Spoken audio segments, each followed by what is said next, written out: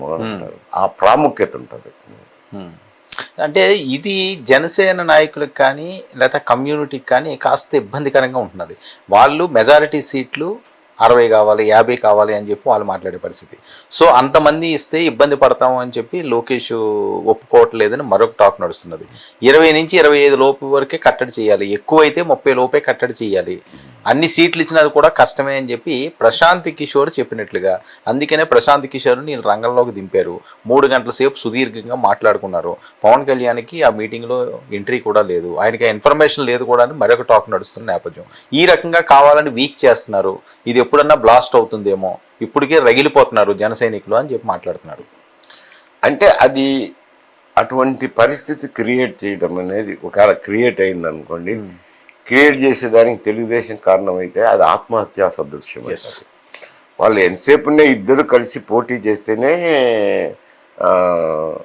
జగన్కి ఇబ్బందికర పరిస్థితి. అది ప్రశాంత్ కిషోర్ మరి ఆయన వ్యూహకర్త, దేనికి వెళ్ళినాడో తెలియదు.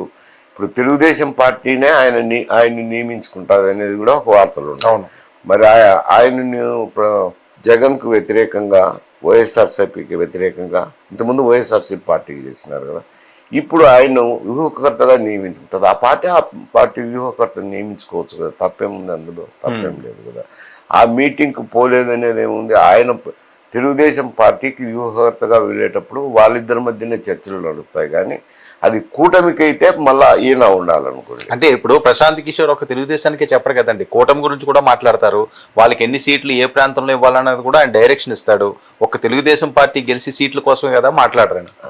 అంటే జనరల్గా ఏం చెప్తారంటే ఇక్కడిక్కడ వీళ్ళు జనసేన అయితే బలంగా ఉందని అవి ఆ సిఫారసులు చేయొచ్చు కదా పార్టీ తరఫున చేసేటప్పుడు, అది ఏం తప్పేం లేదు దాంట్లో. అప్పుడు కావాలంటే ఇన్వాల్వ్ చేస్తారు. కానీ ఇప్పుడు ఆయన పోయి వాళ్ళ దగ్గర నేను వ్యూహకర్తగా పనిచేస్తానని జీతభత్యాలు మాట్లాడుకునేటప్పుడు అవసరం లేదు అంటాను. ఓకే సార్, మరొక విషయం, జనసేన సపోర్ట్ లేకపోతే, జనసేన పొత్తులో లేకపోతే తెలుగుదేశం పార్టీ సింగిల్గా వెళ్ళి వచ్చే ఎన్నికల్లో గెలిచే ఛాన్స్ ఉందా? ఇబ్బందికరం అనిపించింది కదా. వాళ్ళిద్దరూ సపరేట్ కంటెస్ట్ చేస్తే మాత్రం ఇద్దరికి ఇబ్బందికర పరిస్థితి. జగన్ మీద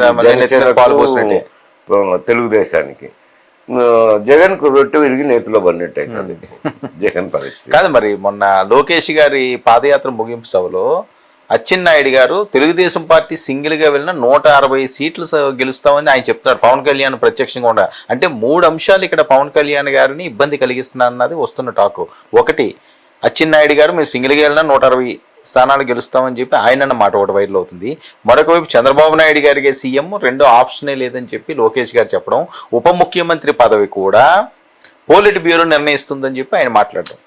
అంటే పాలిట్ బ్యూరో అంటే ఇద్దరు కూర్చున్న తర్వాత మాట్లాడుకుంటారు లేండి, ఆ ఉప ముఖ్యమంత్రి పదవి అది పెద్ద సమస్య.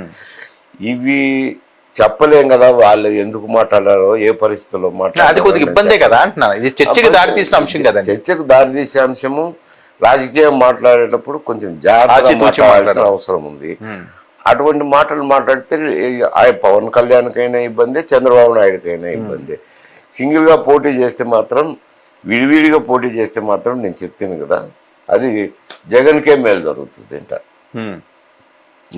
ఎందుకంటే ఇక్కడ ప్రజలను విచారించినప్పుడు మాట్లాడుతున్నప్పుడు జరిగే మాటలను సందర్భాన్ని బట్టి నేనేం సర్వేలు ఏం చేయించలేదు. జనరల్ వాళ్ళిద్దరు కలిసి అయితే ఈయనకి ఇబ్బంది. సార్ అంత వ్యతిరేకత ఉందా జగన్మోహన్ రెడ్డి గారు? ఎందుకంటే నవరత్నాలు ఇస్తున్నాం అంటారు, పూర్తిగా వెల్ఫేర్ చేస్తున్నాం అంటున్నారు, అంత వ్యతిరేకత ఎందుకు వచ్చిందంటారు? మంచి అవకాశం కదా ఆయనకి ఇచ్చింది ప్రజలు. సంక్షేమ కార్యక్రమాలు అనేది నేను వద్దని చెప్పే వ్యక్తిని కాదు. ఎందుకంటే పన్నుల విధానం చూసుకున్నప్పుడు ఉండే పన్నులు ఏమిటిన్నాయి, జనరల్గా ఇన్కమ్ ట్యాక్స్, అది సాహుకారులు కార్పొరేట్ సెక్టారు వాళ్ళు కడతారు, అది కేంద్ర ప్రభుత్వానికి వెళ్తుంది. ఇంకా కస్టమ్స్ డ్యూటీ అని అంటే అది ఇంపోర్ట్ ఎక్స్పోర్ట్స్ అన్నప్పుడు వాళ్ళు అది వేరు. ఇంకా మిగిలింది central GST, state GST. State GST అనేది అది రాష్ట్రానికే వస్తుంది. సెంట్రల్ జిఎస్టీ తర్వాత కార్పొరేట్ ట్యాక్స్ కానీ కస్టమ్స్ డ్యూటీ కానీ కలిపి 40% కేంద్ర ప్రభుత్వం రాష్ట్రాలకు ఇస్తుంది. అది గాడ్గిల్ ఫార్ములా ప్రకారమే ఇస్తారు. గాడ్గిల్ ఫార్ములా అంటే మెయిన్గా అందులో ఇండెక్స్ ఏమిటంటే పాపులేషన్. ఇచ్చినప్పుడు ఈ ఆర్థిక వనరులు అవుతాయి రాష్ట్రానికి. ఈ ఆర్థిక వనరుల నుంచే వీళ్ళు ఖర్చు పెట్టాల్సిన అవసరం ఉంటుంది. ఇప్పుడు ఏమైందంటే ఇవి సంక్షేమ కార్యక్రమాలు అనేతలకి పేదల మీద కూడా అదే బరువు పడుతుంది కదా. కాబట్టి పేదలకు కొందరికి ఊతం ఇవ్వాల్సిందే.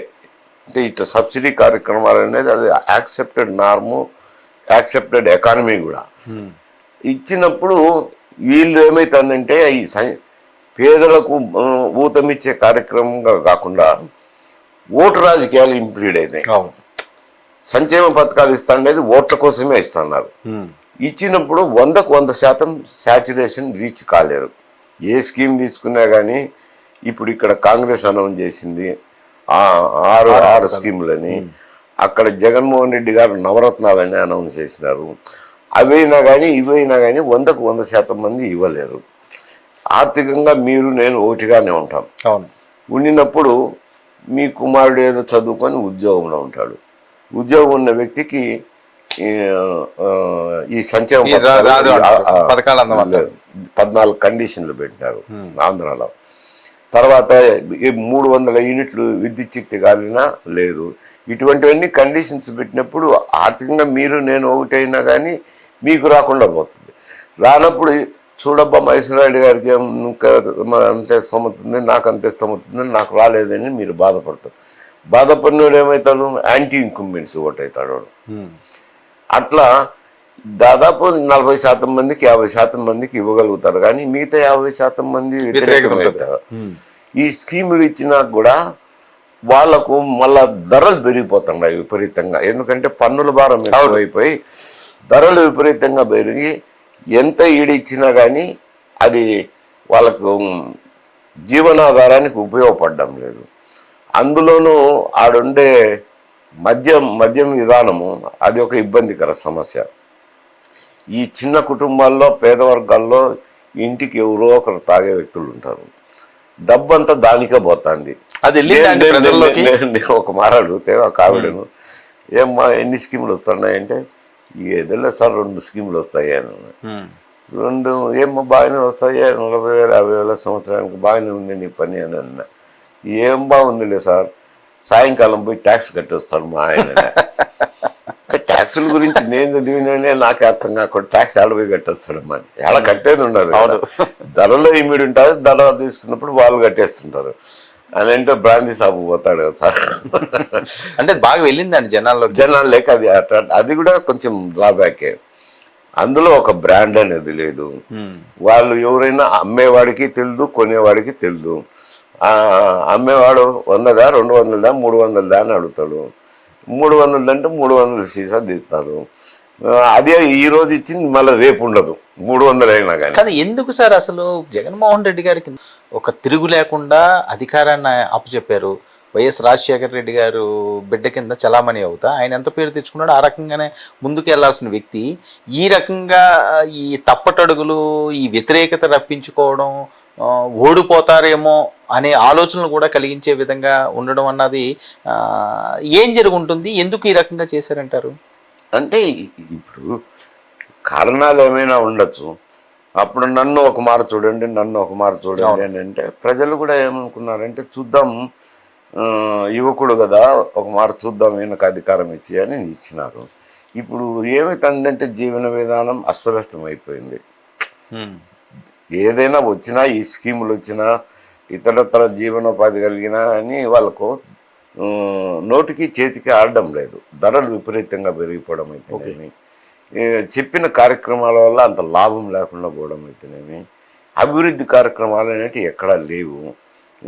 పల్లెల్లో అడిగితే కనుక రోడ్డు ఉంటే రోడ్డు వేస్తే బిల్లులు ఇవ్వకుండా ఉండని పరిస్థితి కూడా ఉన్నది. చాలామంది చాలా ఇబ్బందులు పడినారు. ఇప్పుడు వైఎస్ఆర్సీపీ ప్రభుత్వం అధికారంలోకి వచ్చింది కదా, పనులు చేసుకుంటే బాగుంటుందని పనులు చేసుకునే వాళ్ళకు ఆ డబ్బులు ఇవ్వక చాలా ఇబ్బంది పడి అప్పులు తెచ్చుకొని అప్పుల మీద వడ్డీలు పెరిగి పని చేసినా లాభం రాకుండా నష్టపోయిన వాళ్ళు. మరి వీళ్ళ కాన్ఫిడెన్స్ ఏంటి? వై నాట్ 175 అనేది అది వాళ్ళ సభ్యులకు కానీ వాళ్ళ పార్టీ నాయకులకు కానీ వాళ్ళకు ఒక ఆత్మస్థైర్యం కల్పించడానికి ఉపయోగించే పదంలేండి. 175కు 175 ఎట్టు వస్తాయి ఇప్పుడు, అది ఆశాస్పదంగా ఉంటుంది. కాకపోతే వాళ్ళకు ఆత్మస్థైర్యం కల్పించే దానికి మాట్లాడే మాటలే కానీ బట్ పరిస్థితి అయితే ఇది వాస్తవానికి. సార్ జగన్మోహన్ రెడ్డి గారిని ఓకే మీ చిన్నప్పటి నుంచి చూసే ఉంటారు. రాజశేఖర్ రెడ్డి గారిని దగ్గర నుంచి చూసిన వ్యక్తుల్లో మీరొకరు. రాజశేఖర్ రెడ్డి గారి ఆలోచన తీరు ఎలా ఉండేది సార్? ఇందాక చంద్రబాబు నాయుడు గారి గురించి చెప్పారు. ఈయన విజన్ ఎలా ఉండేది? ఈయన కూడా కింది నుంచి పైకి వచ్చినవాడే. అప్పుడు ఎమ్మెల్యే అయినాడు, ప్రతిపక్షంలో ఉన్నాడు, మళ్ళా కొన్ని రోజులు మంత్రిగా డిప్యూటీ మంత్రిగా పనిచేశాడు, మళ్ళీ ముఖ్యమంత్రి అయినాడు. ఆయన డక్కా మొక్కులు తిని రాజకీయ అనుభవం ఉంది, కిందిటి నుంచి వచ్చినాడు కాబట్టి నేరుగా పై నుంచి ఊడిపల్లె. ఈయన ఒక ముఖ్యమంత్రి కుమారుడుగా ప్రజల్లోకి వెళ్ళినాడు. ముఖ్యమంత్రిగా ఉన్నప్పుడు కూడా ఆయన పెద్ద పట్టించుకునేది లేదు. ఆయన చనిపోయిన తర్వాత బస్ యాత్ర పెట్టుకోవడము, తిరగడము, నన్ను ఒక మారు చూడండి అనడం, ప్రజలు పట్టం కట్టడం, పాదయాత్ర అన్నది ప్రధానంగా. దీనివల్ల ఆయనకు అనుభవం, ప్రజలతో సంబంధ బాంధవ్యాలు తక్కువ ఉన్నాయి.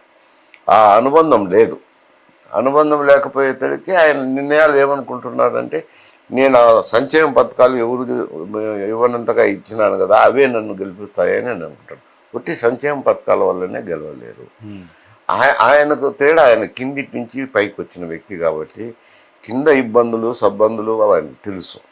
ఆయన వేరు, ఆయన రాజకీయ పరిణితితో పైకి వచ్చి ముఖ్యమంత్రి అయినాడు. అందుకని ఆయన పరిస్థితి వేరు. ఈయన ఒక ఇంగ్లీష్లో ఒక సామెత ఉంది, బార్న్ విత్ సిల్వర్ స్పూన్ అని. అట్లా జగన్మోహన్ రెడ్డి గారు born with silver spoon in politics. అది తేడా.